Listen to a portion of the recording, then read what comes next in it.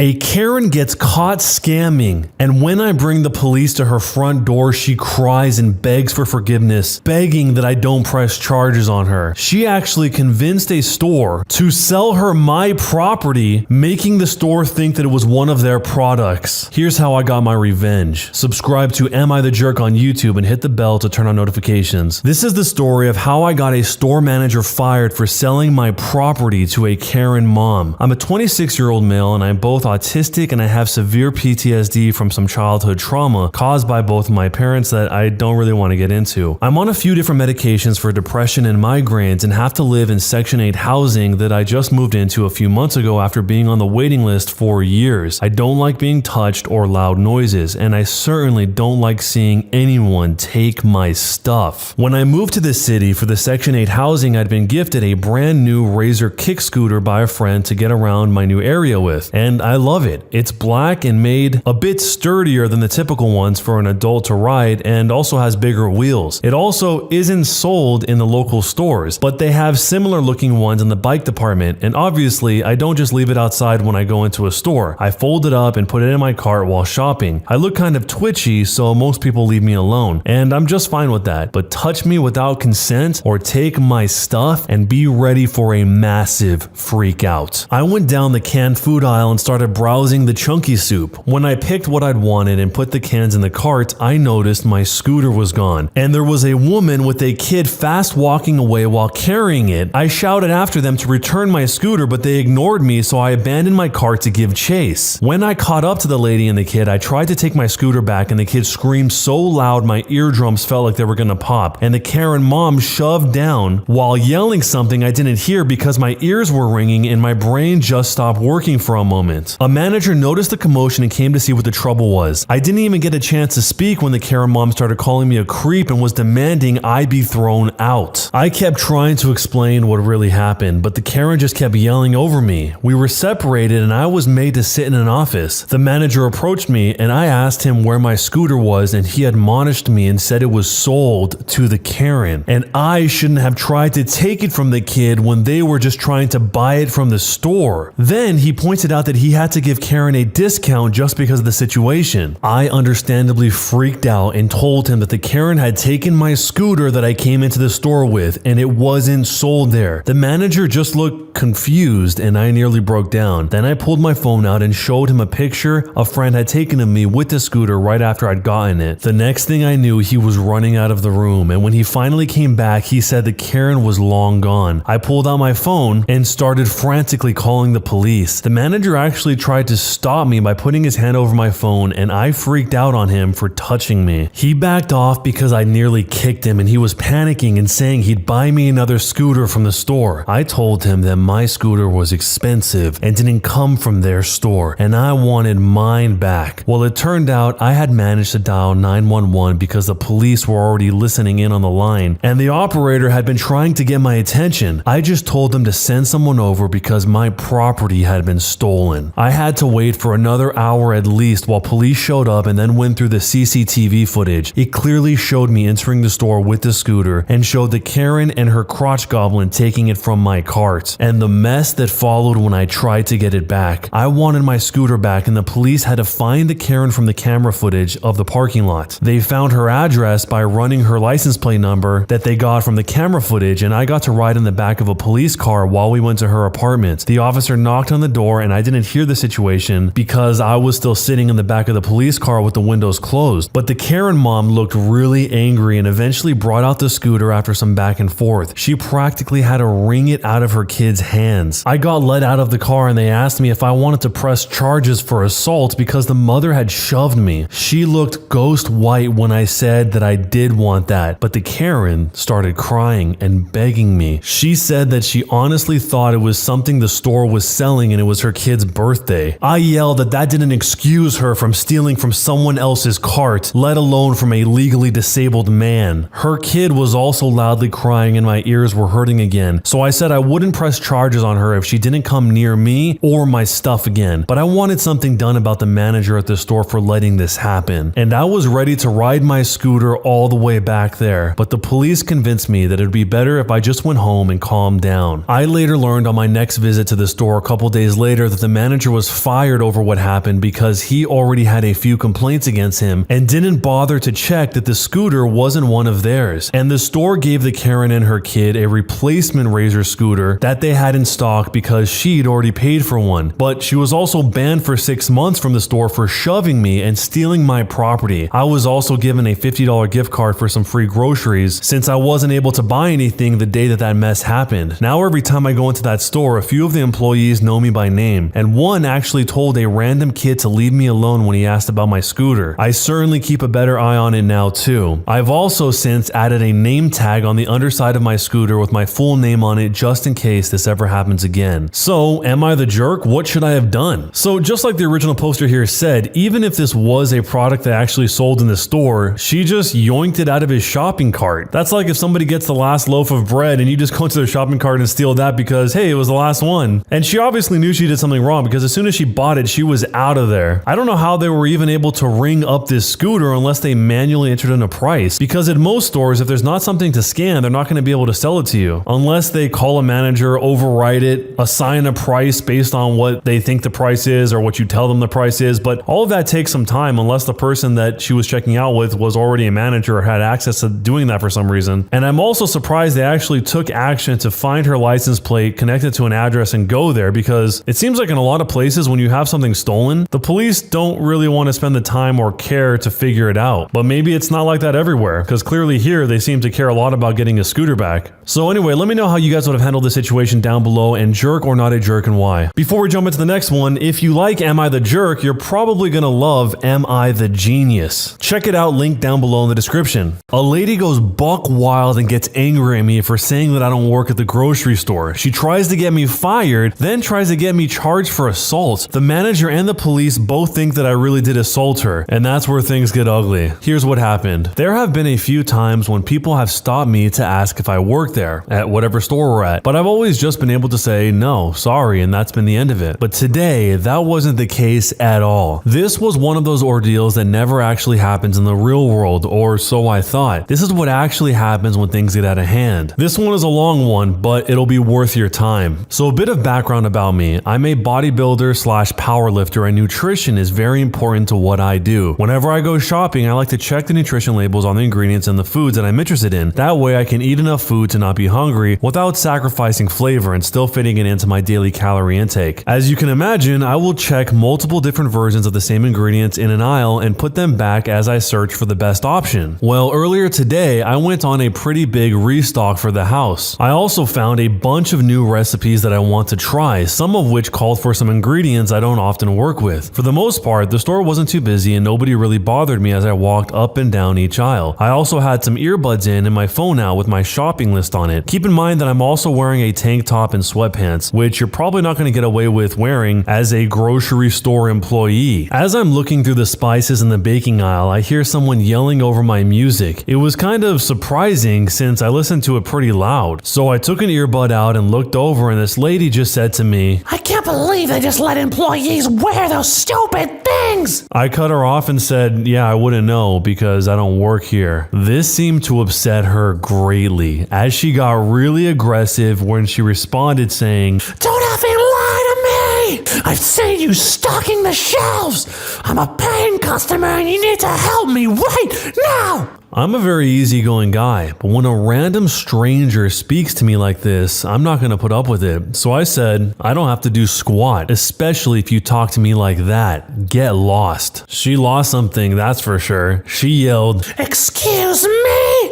How the F dare you? I just turned away to walk at that point, and all of a sudden she grabs the back of my tank top and I yank myself away saying, What the? Lady, don't touch me. She takes a couple steps back, probably realizing that I am not the kind of person you want to pick a fight with, and then she says, Fine then, I'm finding a manager.